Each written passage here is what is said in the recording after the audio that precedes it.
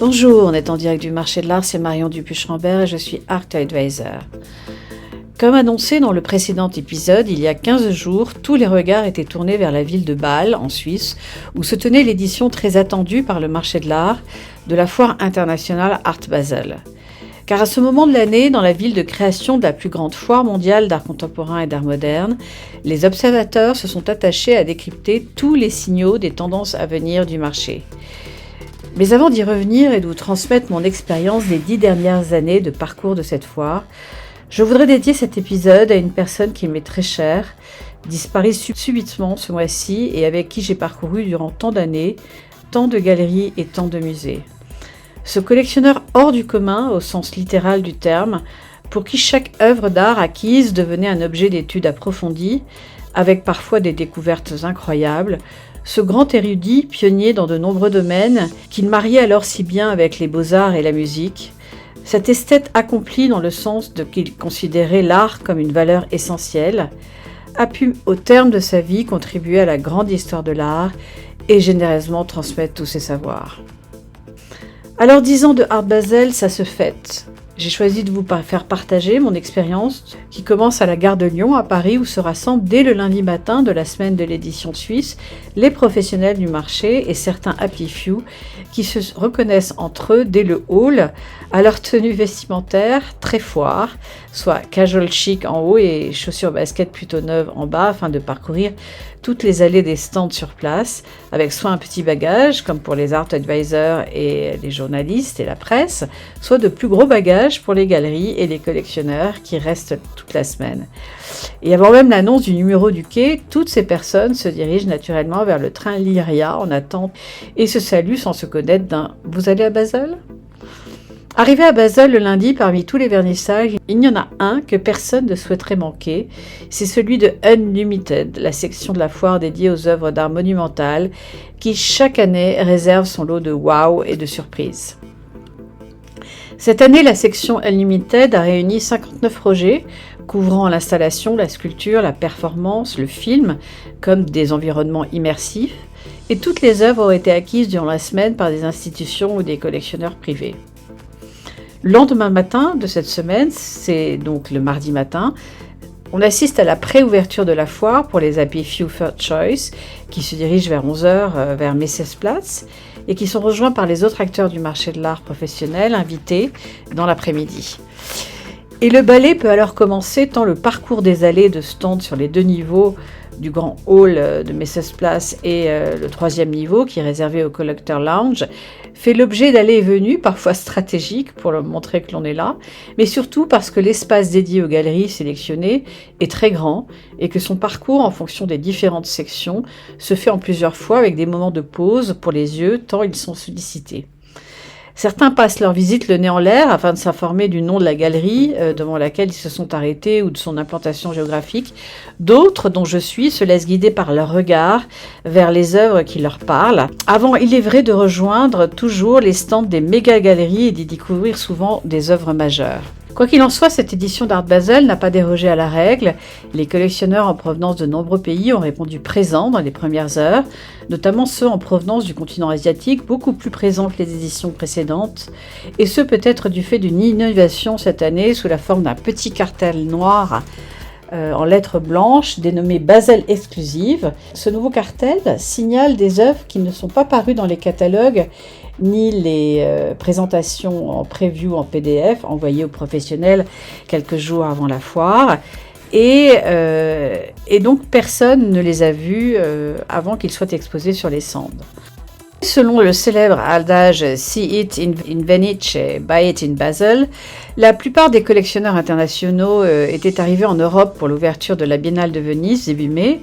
et les collectionneurs asiatiques, souvent dotés d'un masque pour éviter tous les virus, dès les premières heures de la foire de Art Basel, s'enquéraient des prix et faisaient des affaires ouvertement en négociant tout et souvent la devise de règlement de leurs œuvres. Revenons à Basel Exclusive. C'est une innovation qui a été introduite pour l'édition 2026 à Bâle et qui a été développée en étroite collaboration avec les galeries. Cette initiative, donc de Basel Exclusive, s'est imposée comme l'une des actions phares de cette édition. Et selon le compte-rendu de la foire, ce sont plus de 190 galeries du secteur principal qui ont participé en réservant des œuvres majeures pour leur dévoilement public lors de l'ouverture preview de la foire, donc le mardi de la semaine, suscitant toujours, selon les organisateurs, un plus fort engagement tout au long de la semaine, avec notamment des ventes phares, comme une peinture de Pablo Picasso, présentée à la galerie Alminaech, vendue dans une fourchette entre 6,5 millions de dollars. L'œuvre Transmission d'Elizabeth Peyton, vendue par la galerie David Zwirner pour 1,2 million de dollars. Et une peinture de David Hockney, présentée par la galerie Lelon, vendue autour d'1 million d'euros. Cette initiative a permis d'ouvrir la semaine sous le signe d'un nouvel élan né de la découverte in real life de certaines œuvres. Alors avec Basel Exclusive, Art Basel a voulu replacer la ville de Bâle au centre de ses éditions annuelles, puisque les galeries du secteur principal étaient encouragées à réserver certaines des œuvres majeures de leur traditionnelle prévente afin qu'elles ne soient dévoilées que lors de leur vernissage First Choice pour la première fois, et afin d'éviter que tout soit vendu avant même que les œuvres aient touché les murs de Messe Place, comme ce fut le cas durant certaines éditions précédentes. Car si les plus grandes foires vendent une certaine excitation de la découverte, le fait qu'une partie des pièces majeures sont affichées déjà vendues avant l'ouverture via les fameux PDF preview envoyés des semaines plus tôt aux meilleurs clients, cela n'encourageait plus la venue des VIP au vernissage. Alors bien sûr, personne n'a pu réellement vérifier si les galeries avaient joué le jeu. De plus, Basel Exclusive relève davantage d'une demande que d'une exigence de la foire, qui ne souhaite pas compromettre évidemment la rentabilité de ses exposants. Alors si officiellement Basel Exclusif a voulu redonner toute sa valeur à l'expérience du lieu et célébrer le caractère unique de Bâle, officieusement il s'agit surtout de convaincre les collectionneurs de revenir vers la ville suisse afin de raviver l'illusion qu'il faut être physiquement présent pour accéder aux meilleures pièces avec un léger parfum savamment orchestré de FOMO, Fear of Missing Out, ou la peur de manquer quelque chose, parfaitement calibré pour l'économie émotionnelle du marché de l'art. Alors que s'est-il finalement passé durant cette semaine de foire qui a été si scrutée ? Si le communiqué de la foire avant son ouverture se voulait très alléchant, arguant d'une concentration inégalée d'œuvres de qualité muséale, de découvertes inédites de la présence des plus grandes galeries du monde, celui de sa clôture a été rédigé avec une tonalité des plus optimistes, se décryptant comme un exercice de style et un exemple de communication positive, bien au-delà d'une synthèse chiffrée. En effet, cette édition 2026 d'Art Basel s'est distingué par 90 000 visiteurs venus de 103 pays, 290 galeries qui représentaient 43 pays, plus de 270 musées et fondations présents et des ventes majeures dans toutes les catégories du marché. Le lancement donc réussi de Basel Exclusive, un programme de talk, de conversation qui a été renouvelé et la poursuite du développement des récompenses Art Basel Awards. Mais au-delà de ces chiffres, c'est une édition qui a confirmé la capacité d'Art Basel à réunir des collectionneurs, des artistes, des galeries, des institutions, réaffirmant ainsi le statut à part dans les foires Art Basel de la ville de Bâle, comme capitale mondiale du marché de l'art contemporain et moderne pendant une semaine chaque année, avec le communiqué des organisateurs à la clôture qui a mis en avant que Art Basel 2026 s'était clos sur de solides ventes avec une forte mobilisation internationale. Car si en effet les galeries ont fait état de ventes soutenues dans l'ensemble des secteurs, cela était néanmoins inégal selon les segments de marché et bien sûr les niveaux de prix. Parmi les ventes marquantes qui ont été annoncées, les méga-galeries n'ont pas failli avec des œuvres de Pablo Picasso, de Gerhard Richter, de Louise Bourgeois, de Willem de Kooning et du regretté David Hockney. Et dans le contexte de la très belle rétrospective consacrée à Hélène Frankenthaler au Kunstmuseum de Basel, Tadeusz Ropac et Jares Art, deux très grosses galeries, ont vendu pour plusieurs millions de dollars des œuvres de cet artiste peintre absolument génial, de l'abstraction pure, qui a été l'inventrice de la technique du soak stain, qui allait marquer son époque de ce courant artistique, avec des très grands formats et préfiguré du color field painting, autre grand courant artistique en provenance des États-Unis.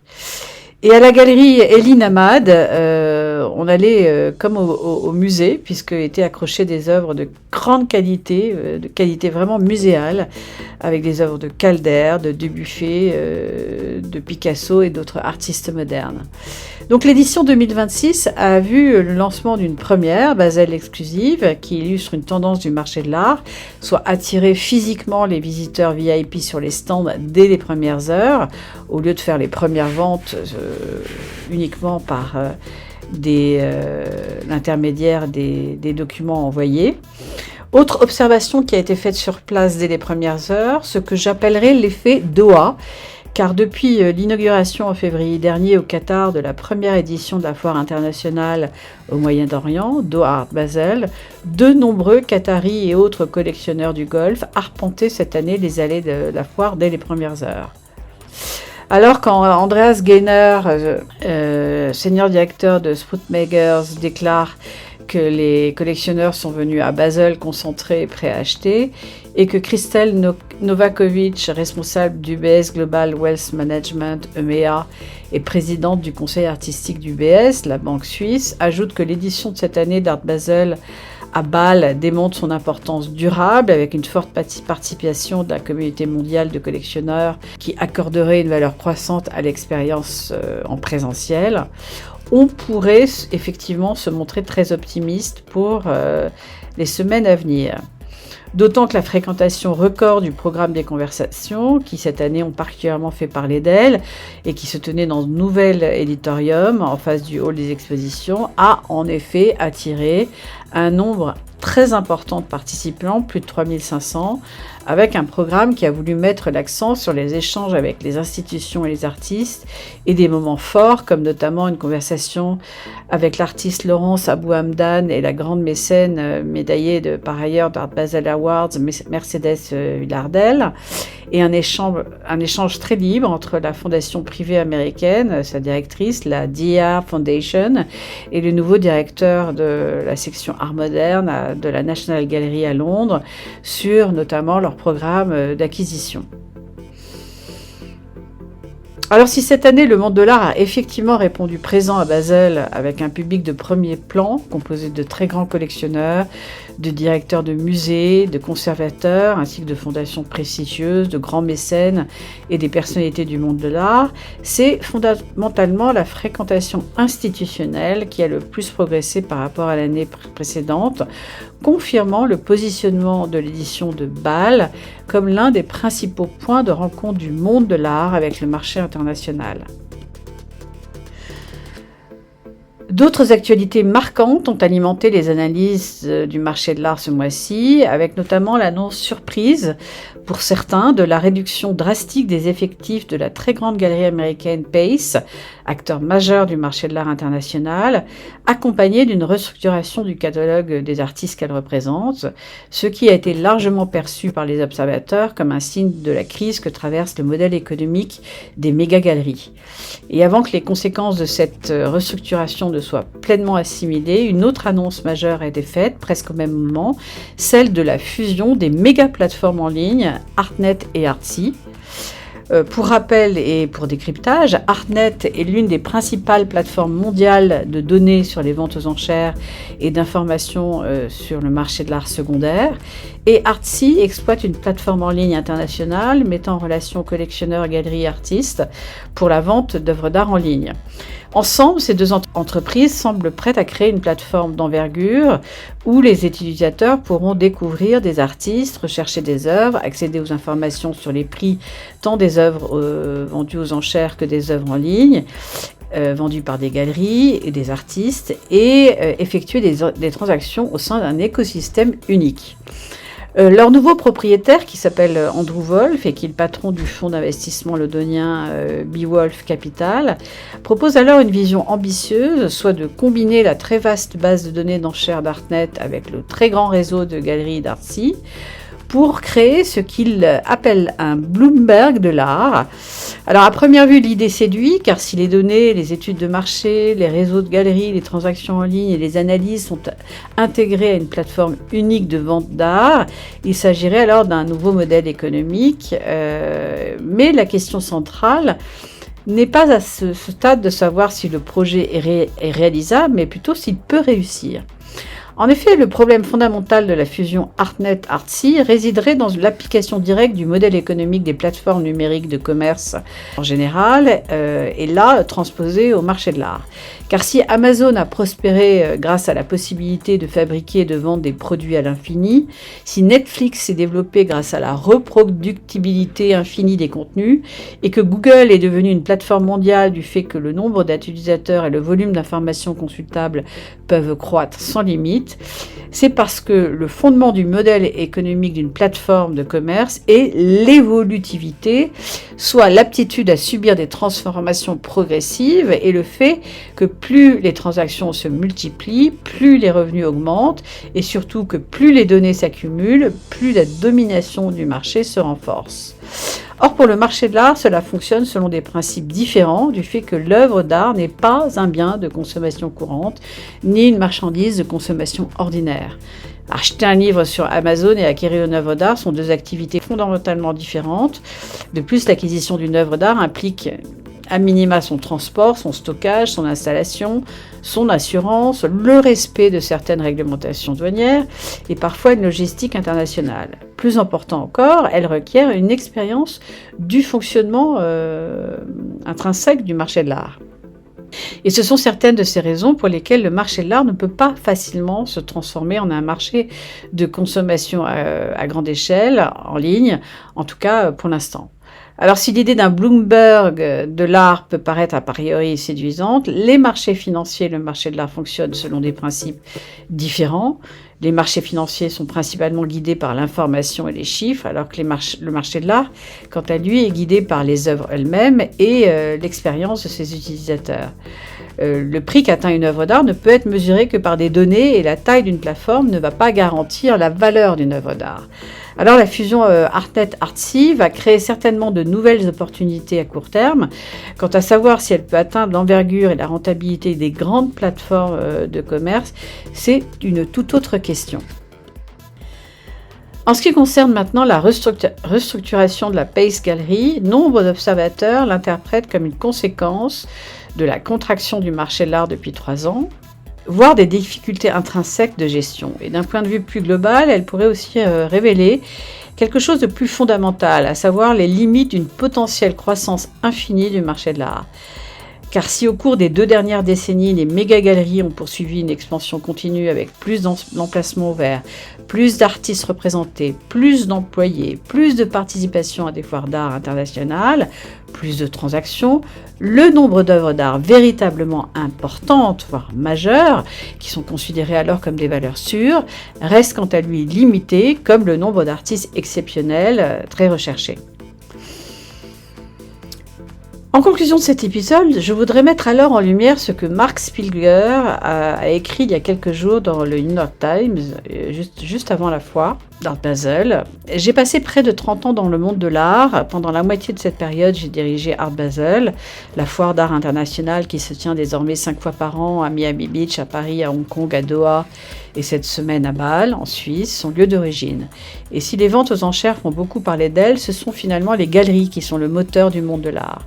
En discutant avec les galeristes, alors qu'ils se préparaient pour la grande foire de Art Basel, l'incertitude était palpable, nombre d'entre eux remettant en question les fondements même de leur activité, comme si le monde de l'art qu'ils connaissent avait perdu son équilibre.